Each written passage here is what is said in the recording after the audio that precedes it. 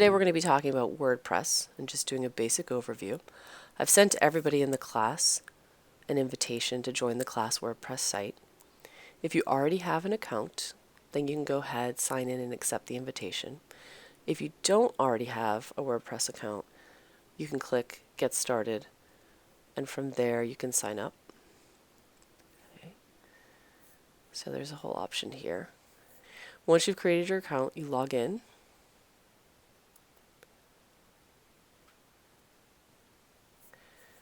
And I'm going to use my Middlesex account. That's my email address for that. I click Login.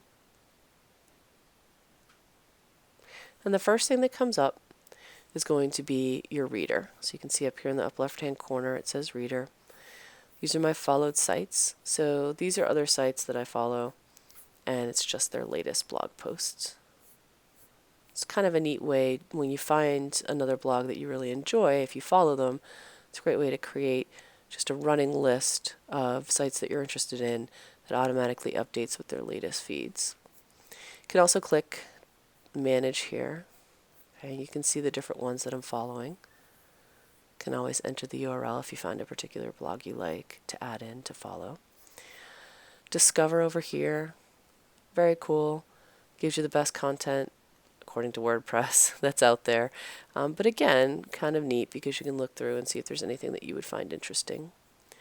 You can search for a particular topic. So say I wanted to look up social media. What it's going to do is find me any blog posts by anyone out there who's part of WordPress that has to do with social media. So look at this, grow your blog by connecting with others in social media. Social media addiction, is social media a black hole? Maybe you shouldn't read some of these if you're taking the social media class. I want you guys to like it. So you can also choose my likes. And this is similar to Facebook or anything else where if you like a particular thing, so you can see over here I must have liked this post, all your likes will show up here. And then also you can look for tags. So if I type in social media here, any posts that are tagged with social media will then come up. And I can add tags. So I can also do internet. It's another option. And now anything with the tag internet is going to come up. So people's posts. And that's important to know because as you start to create your own posts, if you tag them and people are looking for those particular tags, your post will come up when they're searching for that tag. So it's a quick way to index your own posts and also make them more accessible to other people looking for them. So what we're going to do now is we're actually going to click on My Sites up here in the top left-hand corner. And what you'll see is that we're currently in the COM 125 social media site. And I can take a look at the statistics and the analytics for when people have gone to the site.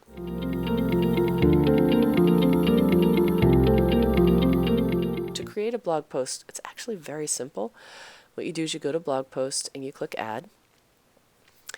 And it's very much what you see is what you get.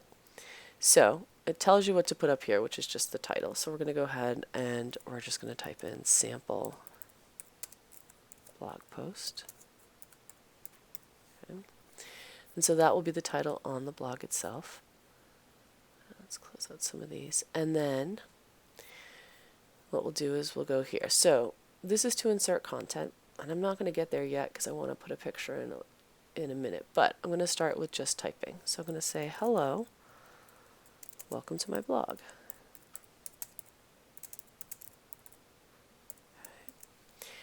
And from here, I can highlight it just like I would in Microsoft Word or Google Docs.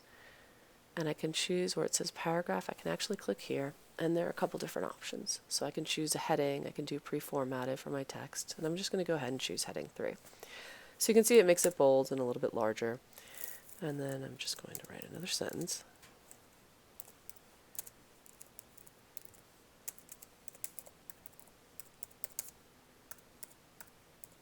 Alright, this is probably the least exciting blog post you have ever seen, but that's okay. So now what I'm going to do is I'm going to highlight that, and I can go up here and I can choose to make it bold. I can choose to italicize it. I can make a bulleted list. a numbered list.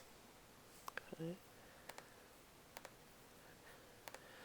If I want to insert a link, so say I wanted to make a link right here to Middlesex, I can highlight the text, click Insert Link.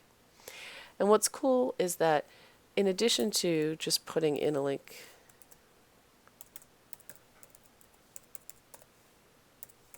to an external site like this, okay, that's one option. And I can link to an external website.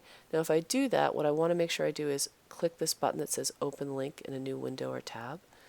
And the reason why is because when your visitor clicks on that link, instead of replacing your page and opening up the link into the same window, it will keep your page open up in one window and then open up the link in a separate window. And that's really important because what you want to do is try to retain your viewers, your audience, for as long as possible in your blog.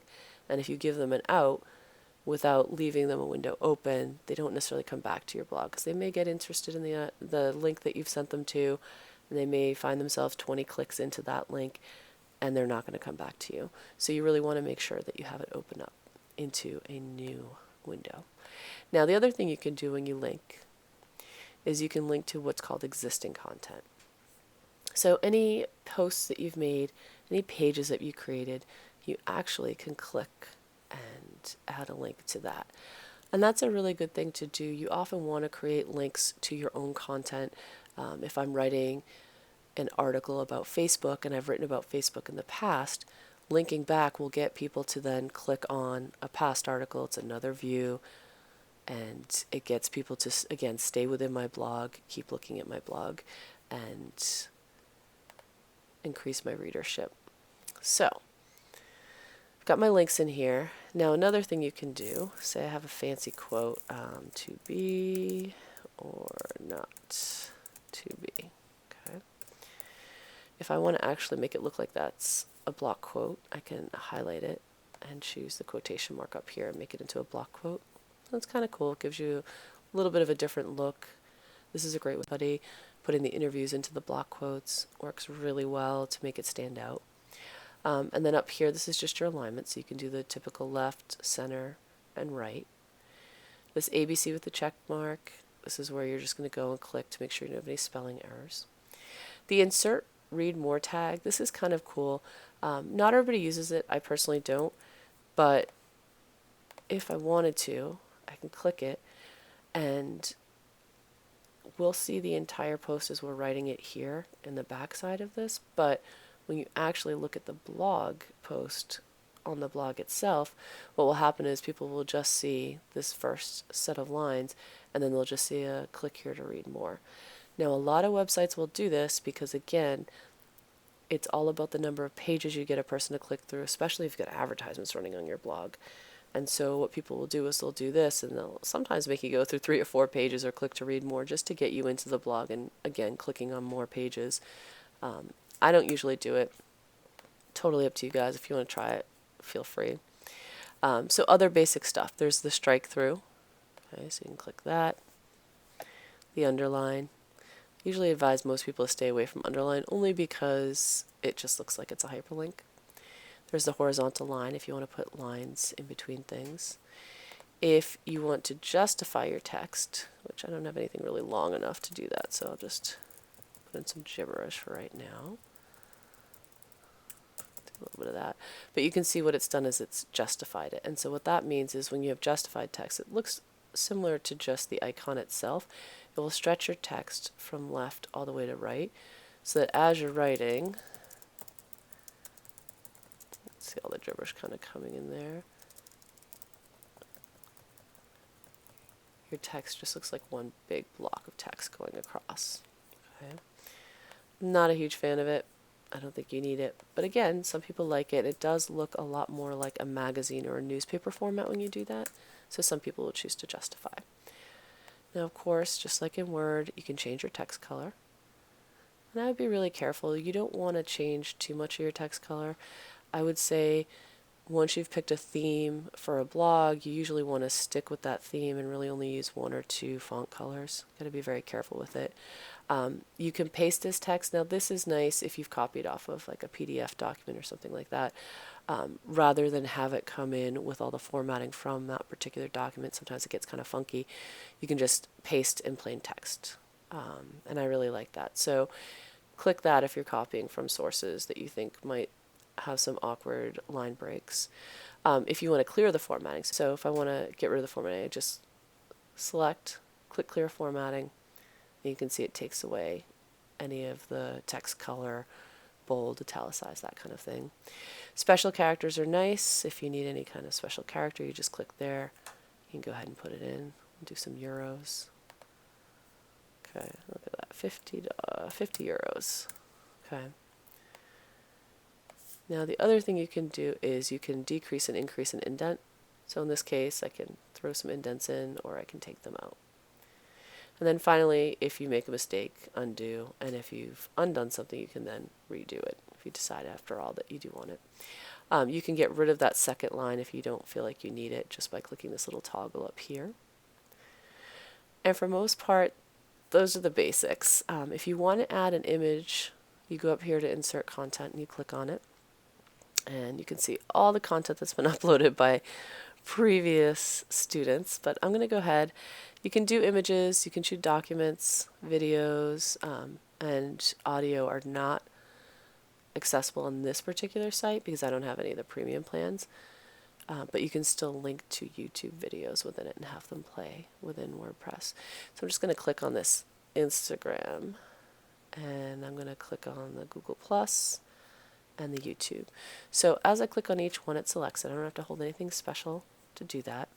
And what I'm going to do is I'm going to go down here to the bottom right, and I'm going to click Continue. And I have a few options. I can have it be a tile and mosaic layout, individual images, one on top of the other. Let's just give me a preview of what it's going to look like. I can do a thumbnail grid. I can do the square tiles, circles, which I totally don't understand, the tiled columns, and then some people really like the slideshow, especially if they've got several pictures. So it literally, you can just click through and it looks like a slideshow. So I'll do that. I'll just insert a slideshow there. Okay, so now when people look at this, they'll see a slideshow of my images. So that's the basic stuff that you do here. Okay, up here in the right-hand corner, if you click to mark as sticky, that just means that it'll stay to the top of your list of blog posts in the blog itself. You can also choose the visibility. So obviously you're going to choose public for this particular blog. There are some people who kind of use their blogs as a cathartic writing process, and so they'll do private or password protected blogs. I wouldn't suggest that because I feel like if you're going to be putting that kind of information out on the web, even if it's password protected or private, you never know whose hands are going to get onto it. So it's just one of those things that you really need to think about. And then finally, you can obviously trash it if you need to. So those are the basics for writing. There's not a ton that you can do with it. If you know HTML coding, you can click over here where it says HTML, and you can actually see the HTML code. I was a web designer way back before they had anything but HTML code. Trust me when I say be very happy that there's a way to just do it for you without having to do the background code. But if you know it, you can totally paste it in. And sometimes, you'll go to another website and it'll say, oh, if you want to put a link to our site, just paste this HTML code into your page. This is where you would do it. You would click the HTML editor. Now over here to the left, tells us that the draft is saved. That's awesome. So that's one of the really nice things, is that WordPress will continue to save the draft for you. You can click preview, and it's going to show us very quickly what it's going to look like. Now, if you look up here, you actually have a few options. You can either open up the page full screen here. You can click this button, and this is going to show you what it would look like on a desktop. And you can see what it's done is I've got the blog post over here, and it adds in the page's header and all the page's menu and any of the other information that you've chosen to include. Any widgets that you have on your page will show you it. So you can kind of really see what it's going to look like. All right. Now this will show you what it's going to look like on a tablet, and this shows you what it looks like mobile on a phone. So it does look a little bit different. But what's nice about that is it really helps you kind of get an idea. You can also click this SEO, and we don't have it. This is what we have here. We don't have any SEO tools. It's there just to kind of be like, hey, you should totally do SEO. And search engine optimization is a great thing. It definitely helps with people finding your site. But the reality is you can do SEO without having the tools built in there for you. All right, so that's just a preview. Now, we're not going to publish yet because I have a few more things to show you down here. But you can set the date and the time. And what's really nice about this is I could set it so that this isn't going to actually get published until Thursday the 23rd. I could schedule it to be Monday the 27th, and I could choose 5 p.m. And then what would happen is it would actually post then. And so there are some people who kind of have an outline of the entire month of their blog posts, and for the most part, they just write them pretty quickly and just have it scheduled so that they'll roll out. What you don't want to do, unless you're going to be a daily blogger, and there are some people who do that, but let me tell you, it's a lot of work. If you're going to be a daily blogger, totally fine, blog as you will. But if you are not going to be a daily blogger and you know that you're going to do it intermittently, what you don't want to do is blog 3 days in a row and then not blog for 3 weeks. You're better off, if you're really feeling the urge to write those 3 posts, to go ahead and write them and then just schedule them out so they come out every week. And what that's going to do is it's just going to keep your audience coming back to you. There'll be less time in between posts. It just makes a little bit more sense. All right, so we're going to publish this today. And next things. So we talked a little bit about tags earlier in the video. All right, and here's where we can choose categories and we can choose tags. And so we've got a whole bunch of students in here. Those are the bloggers, those are you guys. And we've got 2 classes mixed in, so keep that in mind. If this was an assignment that I was putting up, I can put it in the assignments category. I could choose bloggers and I can choose Professor Bauer. Okay, and what I'm trying to do is take homework out of there and just put class lecture as well. It's just a way to categorize your posts. Now tags, again, what's nice is it'll come up with tags you've used before. So I'm going to say WordPress, blogging, Google+, writing. And these tags are useful not only for your blog, for people to find stuff on your particular blog, but as I showed you at the very, very beginning of this video, some people have tags in their reader view. So over here, we'll go back to reader. Remember, we have those tags saved, and so anything that I tag on my posts will come up in other people's searches for tags. So it's just another way to index your information. So I've added 4 categories and 4 tags to this site, to this page. And you can also do what's called set a featured image. Okay, so I'm going to choose, let's see, Bill Nye the Science Guy. He is going to be our featured image. Okay, and so what's cool is that as this post comes up in searches and people are looking at it, this will be the image that's associated with it. Now the next thing I can choose is sharing. All right, and I have it automatically sharing to the COM 125 social media class. I can have it have a message that goes with it. I can have it show the sharing buttons, show the like buttons. That's all stuff that you want to have on because you want it so that when people are looking at your page, if they really like your blog post, ideally they'll use those sharing buttons or use the like button to express their like, and maybe they'll share on Twitter or they'll share on Facebook. This is also the short link, and so a lot of the times, like you can see right here all the way up at the top, this is just the back end, but you'll have a very long URL like this for your blog post, and so the short link is for you to use on social media tools like Twitter so that you're not using up valuable characters as you're writing about Twitter in your blog post. So those are the basics. You've got your categories and tags, your featured image, you've got some sharing options, a couple more options from there. But for the most part, what I want you guys to focus on is just writing the post, making sure to set your categories and tags and your featured image, and that's it. Okay? And then we'll go ahead and take a look at it. Okay, so our post has been updated, so now we're going to take a peek at it. And so you can see it's within the shell of the blog itself. And unfortunately for the people who follow this blog, they're going to get a copy of this, but they will have to live. So you can see my sample blog post and my featured image is what comes up first. And then we've got the text that I put in along with the links and my little slideshow that I made. It's very exciting stuff. And my quote. And you can see here, this is where advertisements will sometimes pop up for people. This is the sharing setup that we chose. So if I click on any of these, for example, if I click on Facebook, it goes into Facebook, and I can then go ahead and share that. Same thing with Twitter.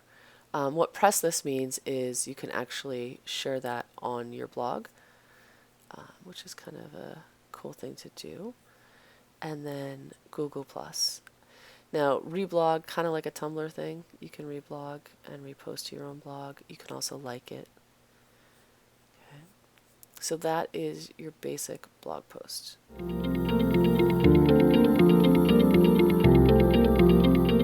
So the last thing I really want to show you guys is up here, the top right, you'll see your picture. Okay, this is your own personal settings. All right, so you can see I've got my first name, my last name, how I want myself displayed. I don't have an about me in there, but I can put an about me in there. And what's nice about this is your profile. It's also part of your Gravatar hover cards, and I don't know how many of you guys have used Gravatar before. It's pretty universal on the web. What's nice is that when people hover over your avatar, these little cards will come up and it will give you a little profile, and then people can click and see a bigger profile of you. And so it's kind of like having a little bit of a business card format, but in the web. All right, so you've got your basic stuff you guys can change here, and profile links. I'm actually going to get rid of that one because I don't need it. But if you want to link to anything, so say you have another particular website you want people to go to, you're affiliated with a business, and this is your personal blog, but you want to have your business website linked, you can put that here under profile links. So your My Profile is pretty basic. You can click here on your own picture. You guys won't have any, but you're going to go ahead and sign in with Gravatar, connect with WordPress. You'll make your Gravatar account. So let's see, I'll go ahead into mine. Okay, I've already got my Gravatar here, but what you guys will do is you'll upload a photo, and that'll be part of your Gravatar. Okay, so again, your first name, last name, your display name, your about me, and then the image you pick here will all be part of your Gravatar.